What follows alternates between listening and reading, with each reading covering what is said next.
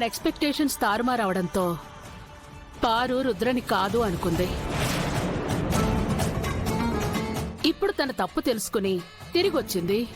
అంటే సక్సెస్ ఉంటేనే ప్రేమ చూపిస్తాననడం కరెక్ట్ అనే సమాధానం అనుకుంటున్నావా? కాదు, మగాడికి సక్సెస్ ఉంటేనే ఫ్యూచర్ ఉంటుంది.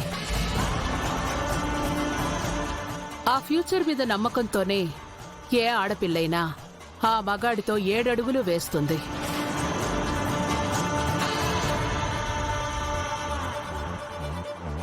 మనం వీరుకి ప్రీతినిచ్చి ఎందుకు పెళ్లి చేశాం?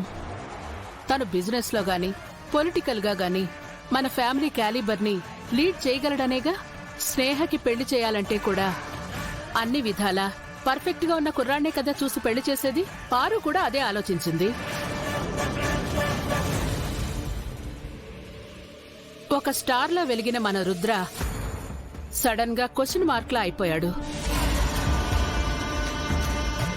అప్పుడు ఏ అమ్మాయి అయినా ఏం చేస్తుంది? అలాగే పారు వెళ్ళిపోయింది. ఇప్పుడు మన రుద్ర దిస్ ఈజ్ మీ అనే ఆన్సర్లా మిగిలాడు. సో తిరిగొచ్చింది. ఇక తను రుద్రని అపోజ్ చేయడం అంటారా? అది కూడా ప్రేమే.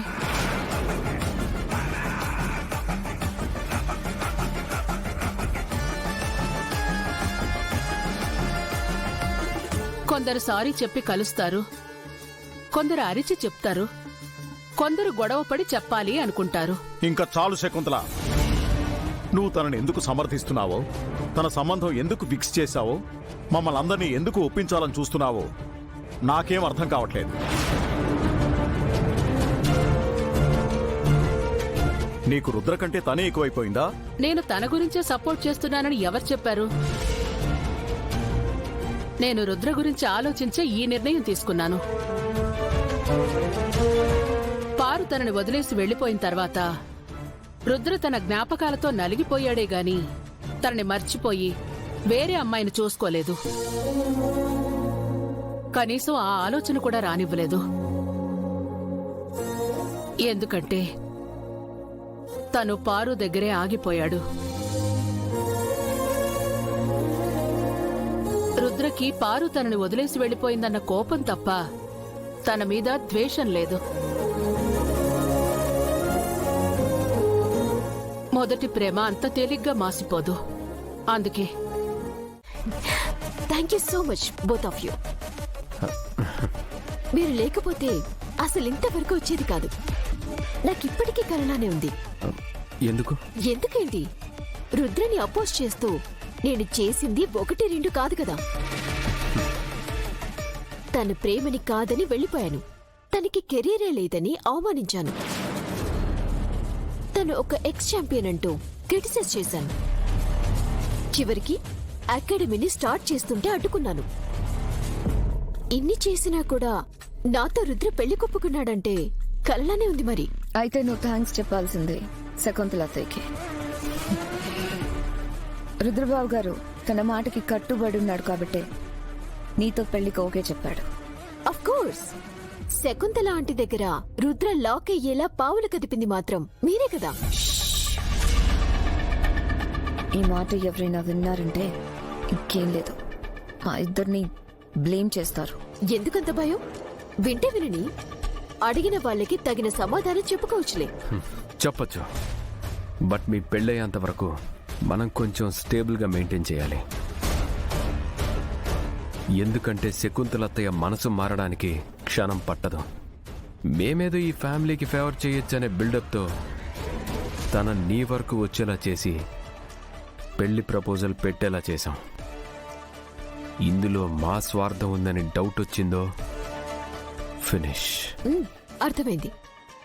పెళ్ళయ్యే వరకు కామ్గా ఉండి ఆ తర్వాత పీక మీద కత్తిలా కూర్చున్నా పర్వాలేదు అంటారు, అంతే కదా? స్లో. మన ముగ్గురం ఇలా కలిసి నవ్వుకున్నా డేంజరే. పర్లేదులే. కాబోయే కోడలు ఈ మాత్రం సంతోషంగా లేకపోతే ఎలా? ఇవాటి నుండి నాకు ఈ ఇంటి మీద అధికారం, హక్కు వచ్చినట్టే కదా.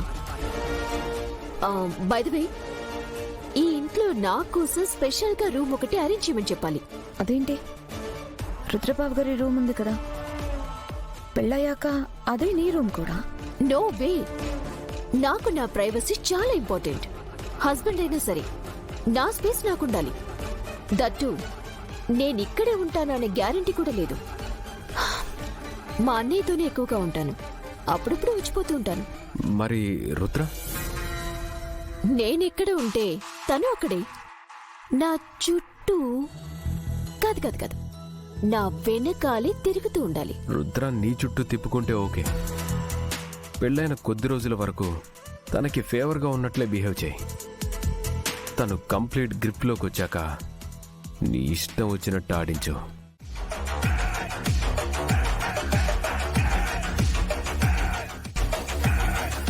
హలో,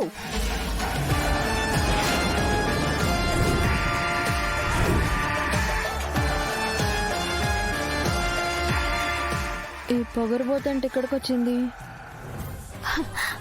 ఓ సర్వ్ చేసే సర్వరా. ఇక్కడ ఎవరు బిల్ పే చేయకండి. మీ అందరికీ ఎంత కావాలంటే అంత తినండి. మీ అందరి బిల్స్ ని నేను పే చేస్తాను. హలో పాత ప్యారు, నీ దగ్గర డబ్బులు ఎక్కువైతే వెళ్ళి గుడిలో అన్నదానం చేసుకో. ఇక్కడ నీ దానం ఎవ్వరికీ అవసరం లేదు. Don't talk rubbish. ఈ హోటల్ ఏం నీది కాదు కదా. ఇక్కడ నువ్వు జస్ట్ వంట మనిషివి, సర్వర్వి, క్లీనర్వి.